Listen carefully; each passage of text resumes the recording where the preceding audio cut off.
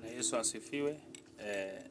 Natumai ya kwamba umekuwa mwema siku hii ya leo, na Mungu amekuwa mwaminifu juu ya maisha yako. Kwa hivyo jioni ya leo niruhusu tu nikaweze kushiriki neno kuhusiana na nguvu ya kutazama mbele, nguvu ya kusonga mbele au kutazama mbele. So unakuta ya kwamba wakati mwingine kama Wakristo tunakwama mahali pamoja, na Mungu ametuagiza ama Mungu ametuita kwamba tukaweze kusonga mbele. Kwa hivyo wacha tuweze kuomba kwa ajili ya ibada hii ya jioni ya leo. Baba, katika jina la Yesu Kristo, umekuwa mwema, umekuwa mwaminifu. Baba, jioni ya leo ninakuita Dadi, nikijua kwamba wewe ni mwaminifu. Ulituita ya kwamba Bwana tukaweze kufurahia furaha ya wokovu wetu. Na jioni ya leo najua ya kwamba wewe ni Mungu. Baba, ninapolisha watoto wako neno hili, naomba ya kwamba Bwana wakawe baraka katika jina la Yesu Kristo. Ruhusu Roho Mtakatifu akaweze kutuongoza na akataweze kutupigania. Uinuliwe na uabudiwe Baba, maana wewe ni Mungu, katika jina la Yesu Kristo. Waliofungiwa milango zao Bwana kupitia neno hili, njia zao zikafunguke katika jina la Yesu Kristo. Wanaohitaji uponyaji Bwana kupitia kwenye neno hili, kupitia kwenye ibada hii, Mungu wa majeshi ukawaponye, maana wewe ni Mungu ambaye unastahili. Wala ambao wanasumbuka kwenye maisha yao, Mungu wa majeshi, najua kwamba Bwana wewe ndiye tumaini. Kupitia neno hili Bwana, wacha ukatukuke, maana wewe ni Mungu, katika jina la Yesu Kristo naomba na kuamini. Kwa hivyo jioni ya leo niruhusu tu nikaweze kunena neno kwa muda mfupi, na najua kwamba neno hili linaenda kukuinua, neno hili linaenda kukupigania, neno hili linaenda kukupiga hatua na unaenda kusonga mbele. Kwa hivyo neno la Bwana linasema katika Mwanzo 19 mstari wa 17. Mwanzo 19 mstari wa 17. Kwa hivyo siku ya leo naenda kufunza hatua ya kupiga mbele, nguvu ya kusonga au nguvu ya kutazama mbele. So unakuta ya kwamba maisha yetu imekwama mahali pamoja. So unapata ya kwamba maisha yako haisongi. So unapata ya kwamba biashara yako haisongi. So unakuta ya kwamba ndoa yako haisongi. So hautembei kwenye amani, hautembei kwenye ushindi. Kwa hivyo leo nataka nikushikisha neema ya Bwana ili ya kwamba ukaweze kupiga hatua, ili ya kwamba ukaweze kusonga mbele. So unakuta ya kwamba jambo la kwanza ambalo lazima ukaweze kujua na ufahamu ya kwamba kupiga hatua ni agizo, sio ombi, ila ni agizo ambaye tumepewa ili tukaweze kusonga mbele. So Biblia inasema ya kwamba katika Mwanzo, so Mungu akaweza kumwambia Musa ya kwamba ambia wana wa Israeli ya kwamba wasinililie mimi, ila watazama mbele na wasonge mbele. So wakati mwingine kama Mkristo ya kwamba umekwama mahali pamoja, maana umeshikilia vitu ya hapo nyuma, umeshikilia kushindwa ya pale nyuma, umeshikilia vita ambayo ulipigwa pale nyuma. Lakini Biblia inasema ya kwamba sahau mambo yaliyopita ili Mungu akaweza kutendea jambo jipya. Kwa hivyo siku ya leo naenda kukufundisha neema ama nguvu ya kupiga hatua. Biblia inasema katika Mwanzo 19:17, Biblia inasema ya kwamba ikawa walipomtoa nje, mmoja alisema, jiponye nafsi yako, usitazame nyuma. So Biblia inasema usitazame nyuma, wala usisamame katikati ya hilo bonde popote, ujiponye mlima usije ukapotea. So Biblia inasema ya kwamba usiangalie nyuma, uangalie mbele. So utakuta ya kwamba wakati mingi sisi tunapotea kwa kuangalia mambo ambayo ni ya nyuma. Unaangalia kushindwa yako ya jana. So unakuja kwa Mungu, lakini Mungu anajaribu kuambia kwamba tazama mbele, na utakapotazama mbele yeye huwa anaingilia kati kwenye maisha yako. Mstari wa 26 Biblia inasema ya kwamba lakini mke Lutu akatazama nyuma, akawa nguzo ya chumvi. So Biblia inasema ya kwamba Lutu aliangalia nyuma na akabadilika akawa nguzo ya chumvi. So unakuta ya kwamba katika maisha yetu tunapotazama nyuma, unapotazama kushindwa kwako, unapotazama jinsi ulivyokuwa pale nyuma, na unapata kwamba unapotazama, mawazo yako inaganda, na unapata ya kwamba maamuzi yako yanakuwa maamuzi finyu. Unakuta ya kwamba unapojiuliza siku ya leo ya kwamba utakuta ya kwamba mambo yanayokuumiza, mambo ambayo yanakuzuia ni mambo ambayo yalipitwa na wakati, na ni mambo ambayo hauwezi ukabadilika. Kila ambacho unafaa ujue kwamba jana yako ni kaburi, na leo yako ni mambo ambayo iko kwenye mkononi mwako, na mambo ya kesho ni mambo ambayo unahitaji kukitumia. Uko na uwezo ya kubadilisha leo yako na una uwezo ya kubadilisha kesho yako, lakini hauna uwezo ya kubadilisha jana yako. Unakuta ya kwamba wakati unashikilia mambo ya leo, wakati unashikilia mambo ya jana, unakuta ya kwamba yala mambo ambayo ungefanya leo, unakuta ya kwamba inakuzuia kufanya leo. Nimekuja kukwambia kwamba haijalishi umekosewa, haijalishi umepigwa vita kiasi gani, kila ambacho unahitaji kukifanya, mwachie Mungu vita vyako, na yeye ndiyo atakaye kupigania. Biblia inasema katika Methali 4:25, Methali 4:25, Biblia inasema macho yako yatazame mbele. Biblia inasema macho yako yatazame mbele. Huyu ni Daudi anasema kwamba macho yako yatazame mbele na kope zako sitazame mbele yako sawa sawa.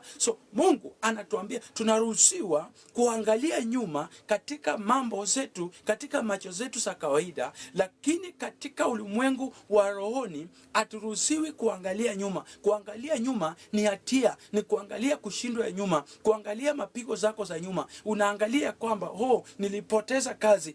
Kila ambacho unahitaji kufanya, iliyopotea imepotea. Mwambia Mungu ya kwamba nipe neema ya kutazama mbele. Maana unakuta ya kwamba Mungu akamwambia Musa ya kwamba mahali mmekaa katika huu mlima, mmekaa sana, pigeni hatua. Kwa hivyo kila ambacho unahitaji, na hapa Mungu anamwambia Daudi anatuambia kupitia katika Methali 4:25 ya kwamba macho yako yatazame mbele.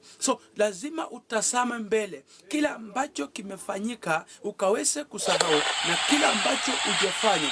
Mwambie Mungu ya kwamba nipe neema, nipe kibali ya kuangalia mbele. Na utakapoangalia mbele, utakuta ya kwamba rehema zako, kibali chako na fadhili zako zitakuwa juu ya maisha yako. Kwa hivyo Yoeli 2:3, Biblia inasema kwamba moto unakula mbele yao na nyuma yao miale ya moto inateketeza hiyo nchi, inafanana na bustani ya Edeni mbele yao. Kwa hivyo mbele yao Mungu anafananisha na bustani ya Edeni. Kila ambacho unahitaji kujua, Mungu anakuwekea mambo mazuri, mambo mema mbele yako, na mambo yaliyo nyuma Biblia inazungumza ni kama tambarare. Kwa hivyo inasema ya kwamba na nyuma yao imekuwa jangwa tupu, naam, hakuna aliyeokoka asipatikane nao. Kwa hivyo unaposhikilia mambo zako za kule nyuma, unaposhikilia mahali ambapo umetoka, ya kwamba unasema ya kwamba mimi nimezaliwa kwa familia maskini, familia ambayo haijiwezi. Kwa hivyo unapozungumza kwa njia kama hiyo, mbele yako, nyuma yako inakuwa tambarare, lakini mbele yako ni kama bustani. Ndiposa Biblia inasema kwamba hatujui kesho, maana kesho ya mtu ni Mungu ambaye anajua. Kwa hivyo inaweza kuwa umedharauliwa leo yako, unaweza kuwa umechekelewa leo yako, lakini nimekuja kukwambia kwamba unapokutana na neema hii, kila ambacho ninakuhakikishia, huyu Mungu ana uwezo wa kubadilisha maisha yako. Huyu Mungu ana uwezo wa kupeleka hatua zingine katika jina la Yesu Kristo. Kwa hivyo nataka tusonge mbele. Maana ya kutazama nyuma, kutazama nyuma inamaanisha nini? Kwa hivyo unaweza kuwa ninazungumza, unasema ya kwamba kutazama nyuma ni kufanya nini? Jambo la kwanza, kutazama nyuma ni kuchungulia dhambi ambazo alikuwa amekusamea. Kwa hivyo kutazama nyuma ni kuchunguza ama kushikilia zile dhambi ambazo Mungu tayari alisha kukuokoa. Kwa hivyo wakati mengi unapoenda mbele za Bwana. So unaenda mbele za Bwana ukiwa unakumbuka kile ambacho ulifanya miaka iliyopita, kile ambacho ulifanya jana yake, lakini kile ambacho unafaa ujue kwamba rehema za Mungu ni mpya kila siku. Kwa hivyo kile ulichofanya jana na ukatubu jana inafaa usahau, maana kila siku Mungu upeana neema tofauti. Kila siku Mungu upeana rehema zake ambazo ni tofauti. So kila ambacho unatazama nyuma ni kile ambacho unashikilia kile dhambi ambazo Mungu alikuwa amekusamehe. So unaposhikilia dhambi ama unaposhikilia kosa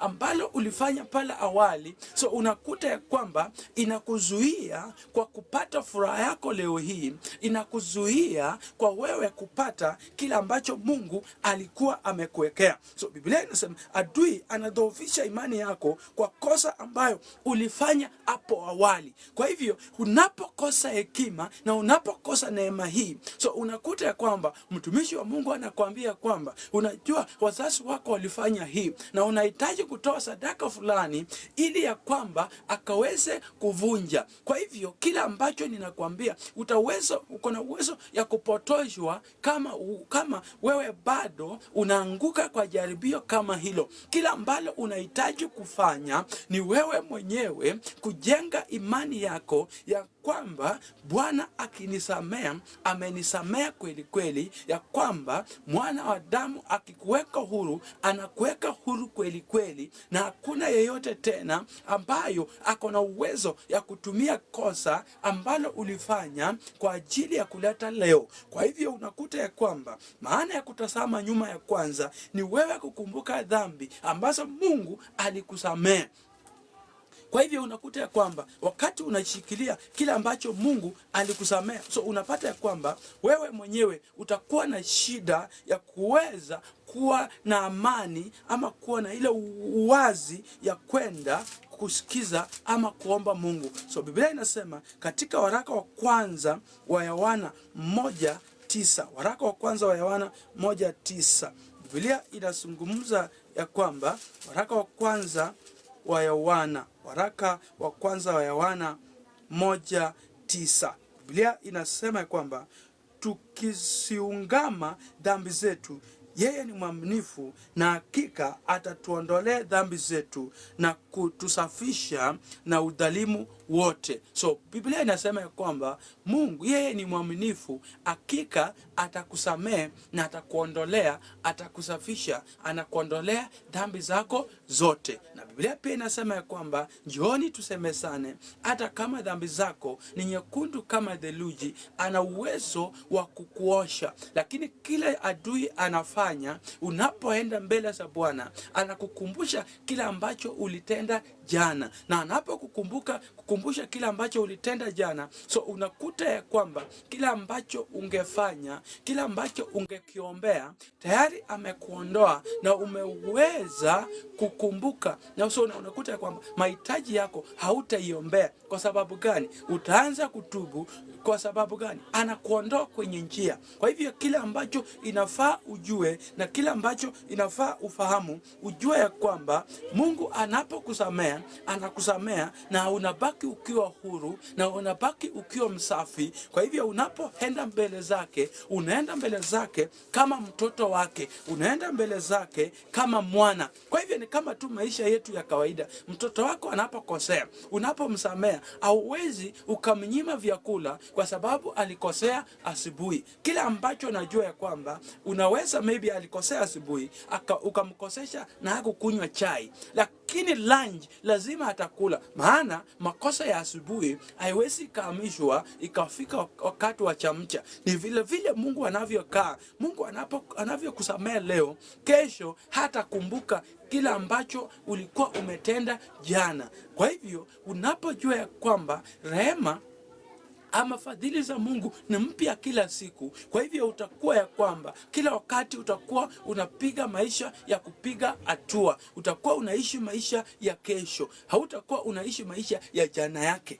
Kwa hivyo Mkristo ambayo amejengewa neema, ama Mkristo ambayo ako na nguvu ya kiroho, ni yule Mkristo ambaye anaishi leo yake na kesho yake. Lakini yule Mkristo ambaye anaishi jana yake ni yule Mkristo ambaye kila wakati anaishi katika maisha ya majuto, anaishi katika maisha ya kuumishwa moyo. Lakini kila ambacho huwezi ukabadilisha jana yako. Kwa hivyo Biblia inasema katika Zaburi 103 mstari wa 12, Biblia inasema kama mashariki ilivyo mbali na magharibi, ndivyo alivyoweka dhambi zetu mbali na sisi. So Mungu ameweka dhambi zetu mbali na sisi. Kwa hivyo utakapotubu leo na umemwambia Bwana, kwa kweli siku ya leo nimetembea kwa ubatili, nimetembea kwa mwili, nimetembea kwa njia ambayo haifai. Kwa hivyo unapomwendea Bwana kwa njia kama hiyo, so wanasema ya kwamba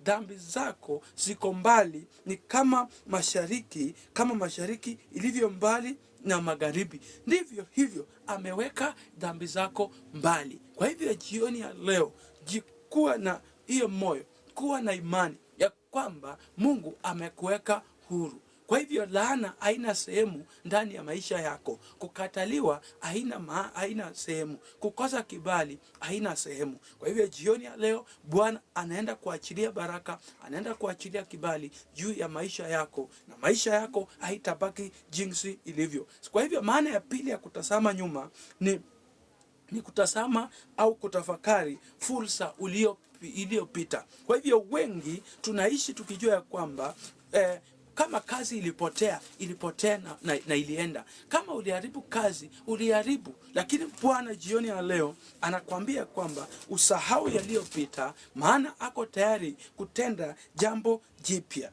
Biblia inazungumza ya kwamba 43:18, Isaya 43:18, Biblia inasema ya kwamba msiyakumbuke mambo ya kwanza, wala msiyatafakari mambo ya zamani. So usiyakumbuke mambo ya kwanza, wala usitafakari mambo ya zamani. So usikumbuke ya kwamba kuna kosa ulifanya, kuna kasi ulifutwa. Bwana anasema sahau. Usikumbuke kwamba huenda kuna mtu alikuahidi na akakuvunja moyo. Biblia inasema ya kwamba sahau ili ukaweze kupiga hatua. Kwa hivyo unapokumbuka, so unakuta ya kwamba unajikumbusha mambo iliyokuwa pale nyuma. Lakini kile nimekuahidi na kile ambacho ninakwambia kwamba Mungu huyu ako na uwezo wa kukusamehe, na ako na uwezo ya kukuinua, na ako na uwezo ya kukupigania. Mstari wa 19, Biblia inasema ya kwamba Bwana asema hivi, yeye afanyaye njia 19, tazama nitatenda neno jipya, sasa litachipuka. Je, hamtalijua sasa? Nitafanya njia hata jangwani na mito ya maji nyikani. So Mungu anajaribu kusema kwamba atatenda jambo jipya sasa. Kwa hivyo nimekuja kukuambia kwamba kuna mtu siku ya leo unaenda kupokea kazi. Kuna mtu siku ya leo unaenda kupokea miujiza yako. Kuna mtu siku ya leo unaenda kuinuliwa. Kuna mtu siku ya leo unapokea uponyaji yako. Haijalishi ya kwamba Biblia inasema ya kwamba yule mwanamke ambaye alikuwa ametokwa na damu. So Biblia inasema ya kwamba alikuwa ametumia kila kitu. Lakini Biblia inatuambia na tunaambiwa jioni ya leo ya kwamba alipokutana na Kristo, alipogusa pindo la Kristo, kwa hivyo alipoona matumaini, so unapata ya kwamba aliweza kupona. Na Biblia inasema ya kwamba Yesu akamwambia maradhi kama haya haitawahi kukushika tena. Kwa hivyo nimekuja kukuambia kwamba kweli kuna wengi wamekuvunja moyo, kweli kuna wengi wamekusema, kwa hivyo kuna wengi hata walifanya ukavutwa kazi. Biblia inasema ya kwamba sahau. Mwambie tu Bwana ya kwamba najua si rahisi, lakini nipe neema ya kuweza kusahau. Nipe neema jioni ya leo, maana Mungu ni wa rehema. Tunapenda kuimba ya kwamba Mungu ni wa neema, na kwa kweli Mungu ni wa neema. Kwa hivyo utamwambia Mungu ya kwamba nipe neema ya kusahau mambo ambayo nilitendewa, ama mambo ambayo nilitendea wengi. Huenda ulifanya wengi wakalia, ulifanya wengi wakavutwa kazi, ulifanya wengi wakajutia kwa nini waliweza kuzaliwa. Kwa hivyo unaweza mwambia tu Bwana ya kwamba sahau. Kwa hivyo usiposahau, Bwana hawezi akatenda jambo jipya. Kwa hivyo tuseme ya kwamba umejaza mtungi wako na maji. Ili ukaweze kuweka maji ingine, lazima uweze kumwaga maji ambayo iko ndani. Kwa hivyo ili Mungu aweze kukujaza na furaha, lazima ukaweze kuachilia walio kukwasa, lazima uachilie walio kusema, lazima uachilie walio kukuwekea mitego, ili Bwana aweze kutenda jambo jipya kwenye maisha yako, ili Bwana akaweze kufanya jambo. Kwa hivyo maana ya tatu ya kutazama nyuma ni kutazama sana mafikirio iliyopita. So Mungu hataki jina lako iwe bora, Mungu hataki jana yako iwe bora kushinda leo yako. Kwa hivyo ndio maana anasema rehema zangu, fadhili zangu ni mpya kila siku. Kwa hivyo kutazama sana mafanikio iliyopita ndio inafanya wewe unabaki na unakwama mahali pamoja. So Biblia inasema katika Hagai, katika kitabu cha Hagai 2:9. So utapata ya kwamba Mungu hataki kushikilia. Kuna watu wanasema ya kwamba unajua mimi nilikuwa ninaweza imba, nilikuwa na biashara kubwa. Mungu hataki tuweze kushikilia mafanikio tuliyokuwa nayo. Mungu anataka wewe ukue na ushuhuda mpya kila siku, kila wakati. Kwa hivyo unaweza ukamwambia tu Bwana, kwa kweli ulikuwa umenibariki, na kwa kweli lakini Mungu, ninaomba ya kwamba nisiweze kushikilia kila ambacho ulikuwa umenifanyia. Nataka Mungu ukanitendee jambo jipya, maana rehema zako na fadhili zako ni mpya kila wakati. Kwa hivyo unakuta ya kwamba wakati hauna jambo la kufanya. Hagai 2:9 Biblia inasema ya kwamba utukufu wa mwisho wa nyumba hii utakuwa mkuu kushinda utukufu wake wa kwanza, asema Bwana wa majeshi, na katika mahali hapa nitawapa amani, asema Bwana wa majeshi. Utukufu wa ambao unakuja ni wa muhimu sana, ni wa kukupa amani.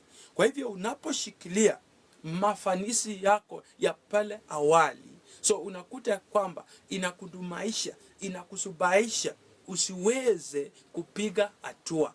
Kwa hivyo kuangalia na kutafakari kwa mafanikio ya iliyopita, unapata ya kwamba inakuzuia usiweze kuona mbele. Ndiposa Biblia inazungumza katika Hagai 2:9, ndiposa anasema ya kwamba utukufu wa mwisho wa nyumba hii utakuwa kuliko utukufu wa kwanza. Kwa hivyo ushuhuda wako wa kesho utakuwa mkuu kushinda ushuhuda wako wa leo. Neema yako ya leo itakuwa mkuu kushinda ya jana. Vile vile kila wakati Mungu anatarajia uweze kupiga hatua kila wakati. Mungu anatarajia aweze kukuboresha kutoka kwa kiwango kimoja kufika kwa kiwango kingine. Kwa hivyo Mungu kila wakati ako pamoja nasi, kila wakati anataka kutupigania, kila wakati anataka kutuinua. Methali 4:18 Biblia inasema ya kwamba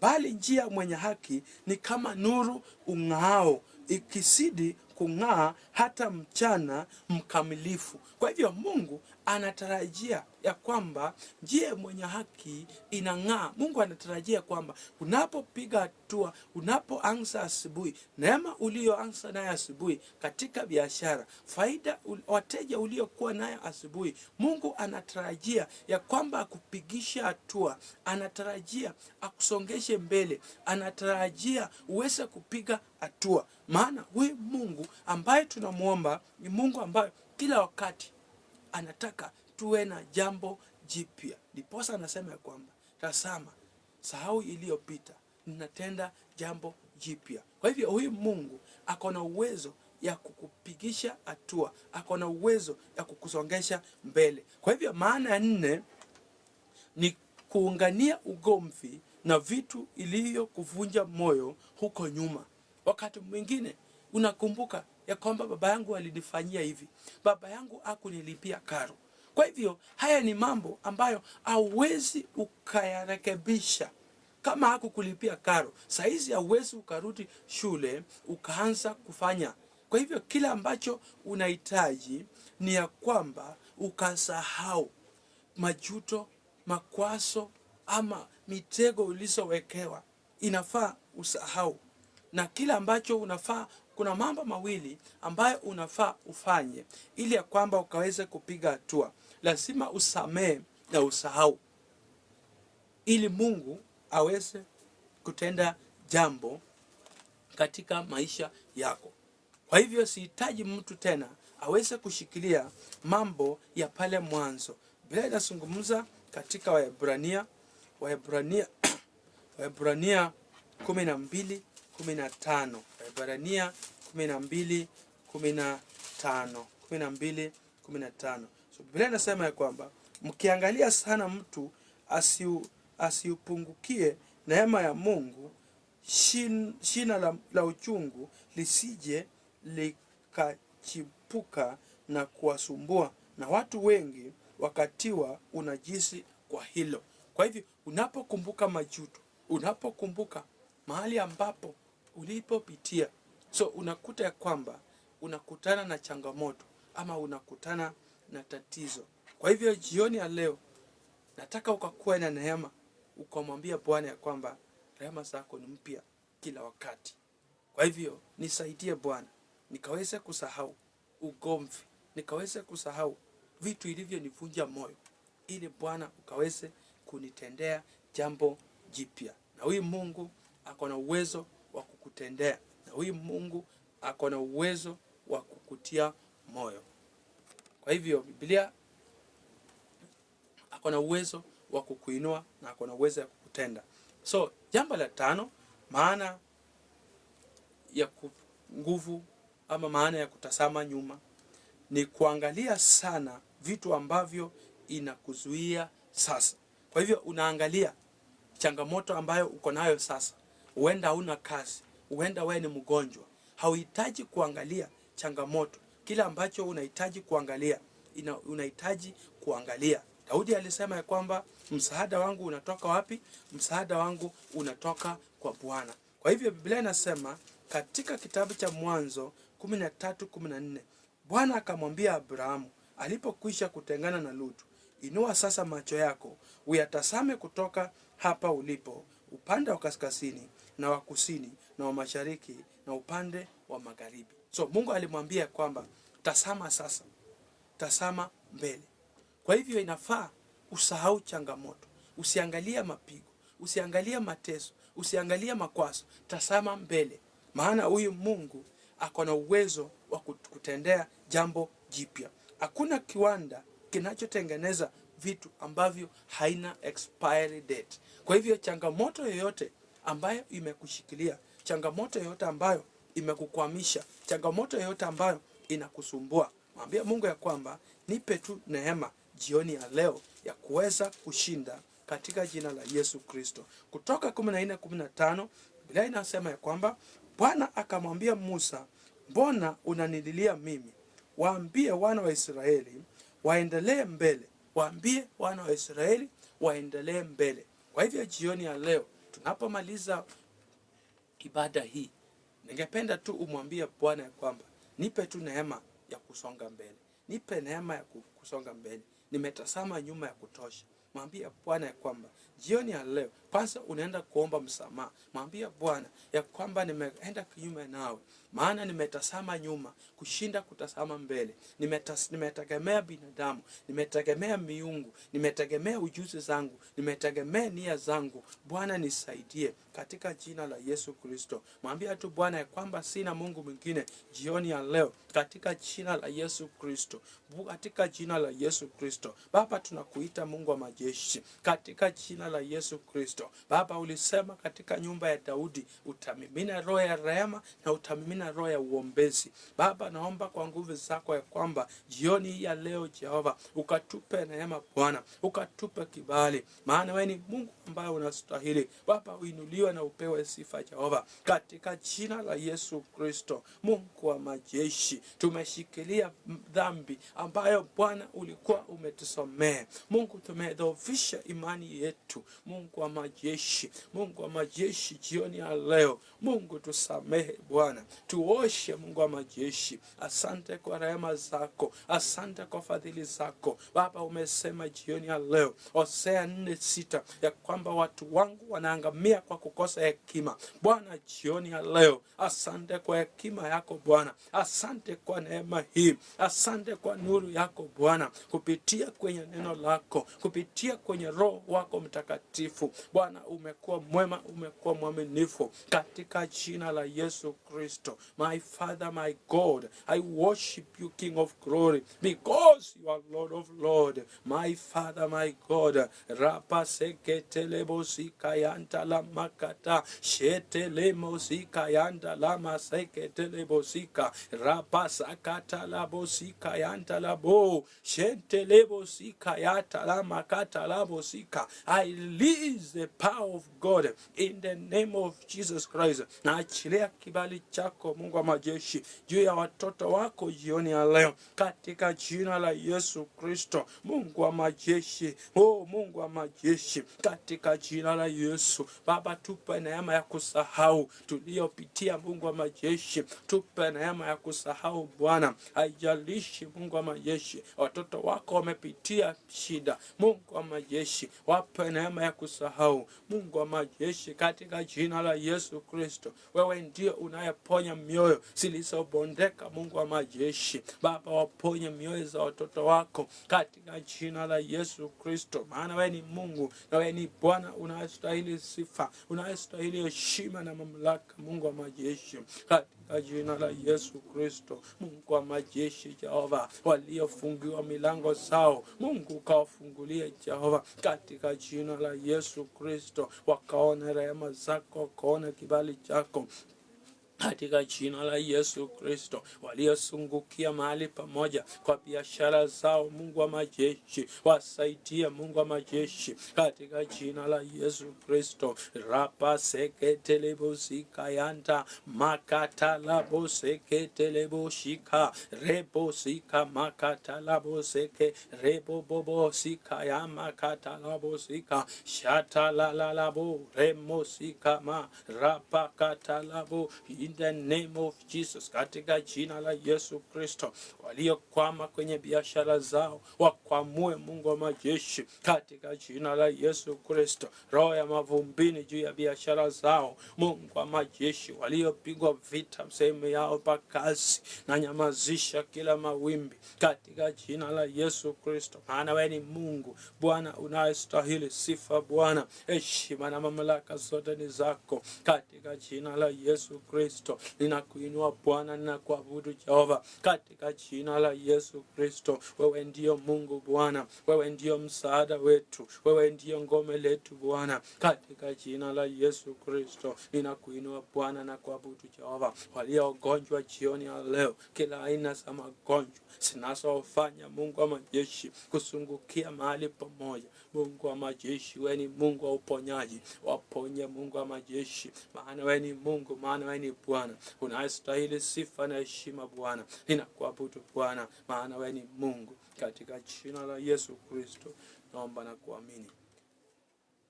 Asante jioni ya leo. Mungu akupiganie, Mungu akutetee mahali ambapo umekwama.